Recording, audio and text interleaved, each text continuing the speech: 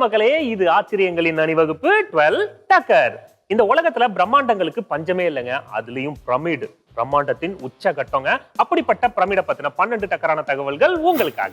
ஈஜிப்டோட கீசா நகரத்துல 4500 வருடங்களுக்கு முன்னாடி கட்டப்பட்ட ஒரு பிரம்மாண்டமான பிரமிட் இருக்குங்க. அதுதான் உலகத்திலேயே பழமையான டாலஸ்ட் பில்டிங் அப்படின்னு ரெக்கார்ட்ல பிரேக் பண்ணிருக்கு. 4500 வருடங்களுக்கு முன்னாடி கட்டியிருக்கானா, எத்துக்கு வைக்க இதெல்லாம் எப்படி பாதிக்காம இருந்தது? இந்த உலகத்துல இது வரைக்கும் எவ்வளவு பிரமிடுகள் கட்டியிருப்பாங்கன்னு கெஸ் பண்ணுங்களேன். ஒரு 50, 100, 150? இல்லவே இல்லைங்க. 5000 பிரமிடுகள் இது வரைக்கும் கட்டி முடிக்கப்பட்டிருக்கு. 5000மா? நமக்கெல்லாம் ஒரு வீடு கட்டுறதுக்கே. பிரமிட்ல யூஸ் பண்ணியிருக்கிற கல்லு ஒன்னும் 5ல இருந்து 10 டன் இடம் இருக்குங்க.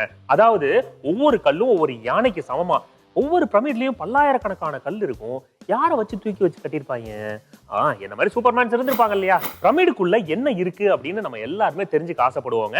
அது எல்லாருக்குமே தெரியும். அது இந்த அரசர்களோட சமாதி அங்க உள்ளதான் இருக்கும். அது இல்லாம அந்த பிரமிடு உள்ள நுழையிறது, அந்த பாதை பாத்தீங்கன்னா ஒரு ஆள் போற அளவுக்கு குறுகலா இருக்கும். ஆனா உள்ள சுத்தி சுத்தி நம்மள குழப்பி ஒரு மாதிரி புத்தி பேதலிக்கிற அளவுக்கு டெக்னாலஜி யூஸ் பண்ணி உள்ள கட்டமைப்பு பண்ணிருக்காங்க. இருந்தாலும் எஜிப்ட் கவர்மெண்ட்டும் ரிசர்ச்சர்ஸும் உள்ள போய் ஆராய்ச்சி எல்லாம் பண்ணிருக்காங்க. ஆனா அங்க என்ன கிடைச்சது, என்ன நடந்தது அப்படிங்கறத வெளியில சொல்லவே இல்லை.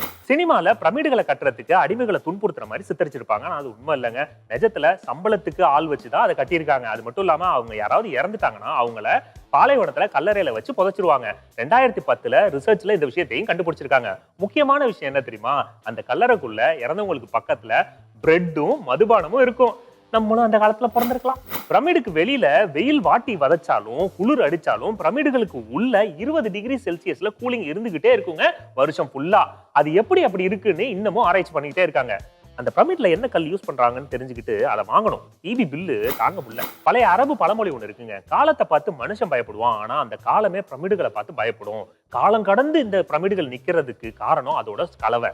அந்த சுண்ணாம்பு கலவை எப்படி இருக்கும், எப்படி அதை மிக்ஸ் பண்ணாங்க, என்ன காம்பினேஷன் அப்படிங்கறத இப்ப வரைக்கும் கண்டுபிடிக்க முடியலங்க. ஒரு பிரமிடு செய்யறதுக்கு 5 லட்சம் டன் சுண்ணாம்பு கலவை தேவைப்படுது. நம்ம மிக்சிங்கும் அப்படிதான், கண்டே முடிய முடியாது. எஜிப்டோட கீசா பிரமிட்ல 3 பெரிய பிரம்மாண்டமான கல் கதவு இருக்குங்க. அந்த ஒவ்வொரு கதவும் 20 டன் எடை உள்ளதுங்க. இதுல பெருமைப்படுற விஷயம் என்னன்னா, அந்த கதவுகளை நீங்க உள் சைட்ல இருந்து ஈஸியா ஒத்த கையில திறந்து மூடலாம். இவ்வளவு பெரிய கதவை எப்படி இப்படி ஆக்சஸ் பண்ண வச்சாங்க, அந்த டெக்னாலஜி என்ன அப்படிங்கறத இப்போ வரைக்கும் கண்டே பிடிக்க முடியலங்க. இது என்னங்க பிரமாதம்? நம்ம வீட்டுல கதவு இருக்கு பாருங்க, மாச கடைசியில எந்த கடங்காரம் வந்தாலும் திறக்கவே முடியாது. பிரமிடுகள் கட்டப்பட்ட புதுசுல வெயில் டைம்ல பாத்தீங்கன்னா அப்படியே அது டைமண்ட் மாதிரி தக தக தகன்னு ஜொலிக்குமா. அதுக்கு காரணம் பிரமிடுகள் கட்டி முடிக்கப்பட்டதுக்கு அப்புறம் அது மேல லைம்ஸ்டோனால பாலிஷ் பண்ணுவாங்களாம். நம்ம வார்னிஷ் அடிப்போம்ல அந்த மாதிரி. ஒரு பிரமிடையும் அது மாதிரி லைம்ஸ்டோனை வச்சு கிளீன் பண்றதுக்கு 23 லட்சம் லைம்ஸ்டோன் பிளாக்ஸ் தேவைப்பட்டிருக்கு.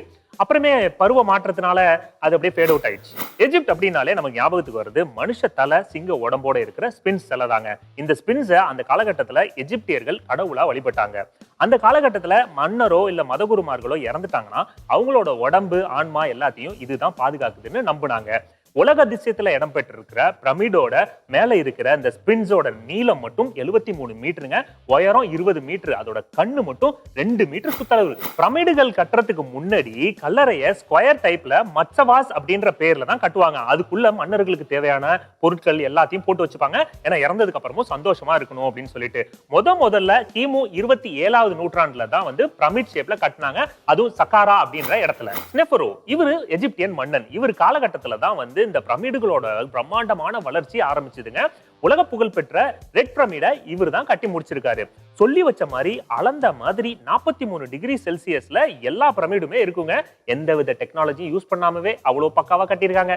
நம்ம ஊர்ல எவ்வளவு டெக்னாலஜி யூஸ் பண்ணி ரோடு போடுறோம், 2 மலைக்கு தாங்க மாட்டேங்குது. ஓகே மக்களே, மீண்டும் சந்திப்போம். இது ஆச்சரியங்களின் அணிவகுப்பு 12 டக்கர். வித் மீ உங்கள் துரைராஜ்.